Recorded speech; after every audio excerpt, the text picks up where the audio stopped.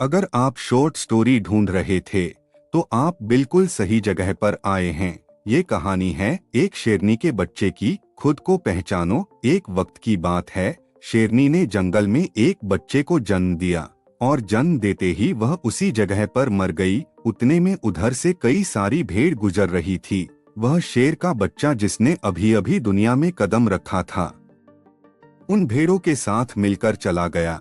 अब वह शेरनी का बच्चा उन भेड़ों के साथ ही रहने लगा और उन भेड़ों के साथ रहने की वजह से वह खुद को एक भेड़ ही समझ रहा था। उसने कभी मांस नहीं खाया और वो उन भेड़ों के साथ मिलकर घास खाने लगा था।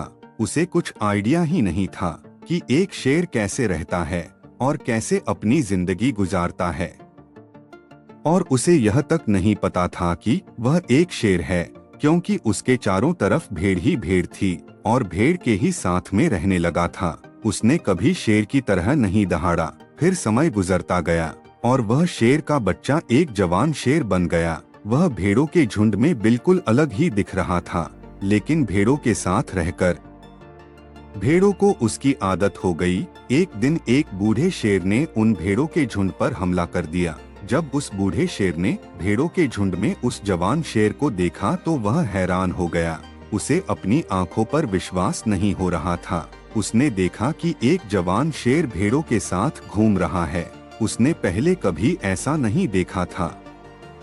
वह भूल गया कि वह वहां पर भेड़ों को पकड़ने आया था। उसने सोचा कि वह शेर से बात करेगा और पूछेगा कि यह सब क्या हो रहा है। उस बूढ़े शेर ने भेड़ों के झुंड पर फिर से हमला किया। उस शेर को पकड़ने के लिए भेड़ों में जैसे ही उस बूढ़े शेर को देखा तो सब अपनी जान बचाकर भागने लगे और उन भेड़ों के साथ वह शेर भी अपनी जान बचाकर भागने लगा।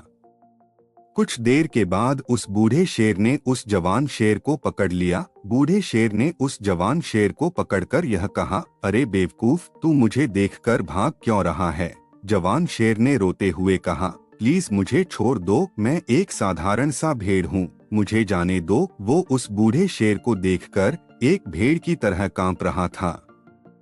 बूढ़ा शेर ये सुनकर हैरान हो गया और वह समझ गया कि यहाँ पर क्या हो रहा था। बूढ़ा शेर उस जवान शेर को एक नदी के पास लेकर गया। यंग शेर वहाँ से भागने की कोशिश कर रहा था, लेकिन बूढ़े शेर ने उसको नदी की तरफ धकेलते हुए कहा कि अपने आप को इस पानी में देखो। नदी का पानी पूरी तरह से शांत था। बूढ़े शेर ने जवान शेर को कहा कि अपने चेहरे को इस नदी में देखो और फिर मेरे चेहरे को देखो, अपनी बॉडी को नदी में देखो और फिर मेरी बॉडी को देखो। उस जवान शेर ने डरते हुए अपना चेहरा नदी में देखा और जैसे ही उसने अपना चेहरा नदी में देखा तो हैरान हो गया। उसने देखा कि वह एक भेड़ की तरह नहीं बल्कि एक शेर की तरह दिखता है। वह रियलिटी को समझ गया कि वह एक भेड़ नहीं बल्कि एक शेर है और एक सेकंड के अंदर ही उसने एक शेर की तरह दहाड़ा।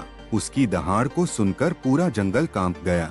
उसने अपने आप को पहचान लिया, अपनी पावर्स को पहचान लिया और तभी उसने अपने आप में एक ऐसी एनर्जी महसूस की जो उसने आज से पहले कभी नहीं की थी। फिर उसने सोचा कि एक भेड़ की तरह जीना रियलिटी नहीं थी, वह सिर्फ एक मेंटालिटी कॉन्सेप्ट था।